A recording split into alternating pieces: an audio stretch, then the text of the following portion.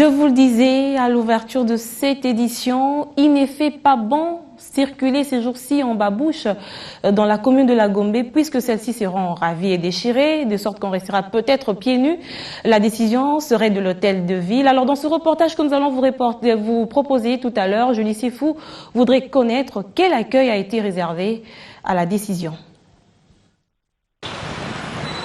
L'opération Katalipapa, annoncée par l'exécutif provincial, divise. Ceux qui fréquentent le centre-ville en sont la cible.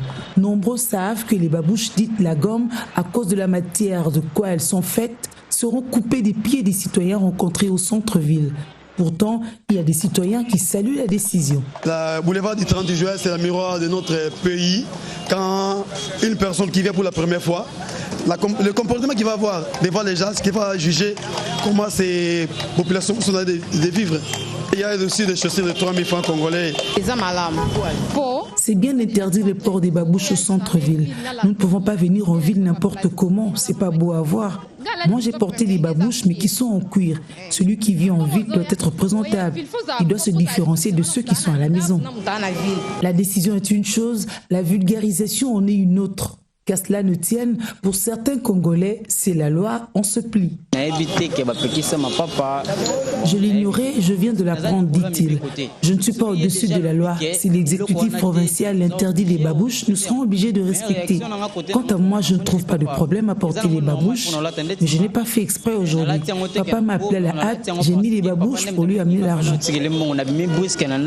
Visiblement, la décision frappera la basse classe. Touchée, elle estime que le port de la gomme ne devrait pas constituer une problématique au regard de défis majeurs de l'heure. Si l'État refuse qu'on porte des babouches, qu'il achète ce qu'il faut à tout le monde qui en manque. On ne s'en prend qu'aux babouches dites la gomme, mais il y a des sales immeubles ici sans peinture, personne ne s'en occupe. Pourquoi insister sur les babouches? À force de garder les chaussures à longueur de journée, les pieds dégagent des mauvaises odeurs. Les conditions sociales sont aussi à prendre en compte dans cette interdiction. Le cas des malades et des nécessiteux n'étant pas évoqué dans les exceptions de la mesure de l'autorité. Il s'agira alors, jusqu'à preuve du contraire, d'une règle sans exception. Il y a des gens qui viennent chercher de l'argent pour s'acheter des pantoufles. Si on leur interdit l'accès au centre-ville, que deviendront-ils? C'est la misère qui explique ça. On n'est pas tous des mêmes conditions sociales. Il faut une dérogation pour les malades, les nécessiteux. D'ailleurs, sous d'autres sûrs, on porte des babouches, ça n'a jamais posé un problème. La Gombe-Iton, commune UP, servant de miroir de Kin Label, devrait présenter une image saine et digne de son rang. Une image qui passerait bien par des infrastructures et des individus. Si jamais l'autorité prend des mesures dans ce sens, estime les Quinois hors caméra, il faut motiver les concernés et non les surprendre. Voyons jusqu'où ira l'opération.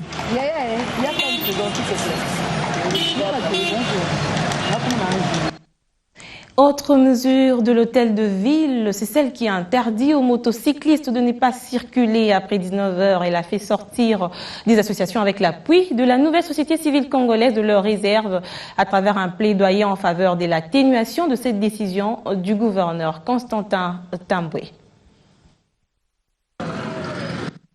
La nouvelle société civile et les associations des motocyclistes se sont mobilisés pour obtenir de l'autorité provinciale une atténuation de la mesure interdisant les taxis-motos de circuler au-delà de 19h. Tout en reconnaissant la pertinence de la sécurité des personnes et de leurs biens, un malfrat qui se cache derrière ce nouveau métier voudrait troubler. Jonas Tchombela plaide pour la protection de ces emplois précaires qui pallient tant soit peu aux difficultés des transports dans la capitale Kinshasa. Ces gens contribuent au revenu de la nation. Ils contribuent au revenu de la nation. Il y a des familles qui nourrissent, il y a des loyers qu'ils payent. Si les loyers là, on paye, lui paye l'impôt sur l'impôt foncier. Et comment ils seront à payer si on bloque le travail qu'ils ramènent un peu d'argent? Donc la nouvelle société civile est extrêmement inquiète sur cette question. Donc, sans lancer l'ultimatum, nous laissons notre main tendue au gouverneur de la ville de Kinshasa. Identifier tous les motocyclistes qui roulent sur les avenues et les rues de Kinshasa, leur association s'y emploie. Ceux qui sont enregistrés ont même déjà été recyclés et sensibilisés pour l'achat des permis de conduire, assurance, carte rose et plaque d'immatriculation pour leur engin. Ce que moi je peux demander, les chefs de la province, qui nous aident. Je pense que notre mémo est déjà déposé. On ne peut pas refuser une mesure de sécurité. Mais si on a traité ensemble avec eux, on peut avoir la matière à donner à nos membres. Mais quand on n'a pas la matière, on risque de tout déranger. Militer pour que le métier des taximens motocyclistes devienne un emploi respectable, débarrassé de toute antivaleur, c'est l'effort que leur association fournisse à côté de leur nouveau partenaire, la nouvelle société civile congolaise.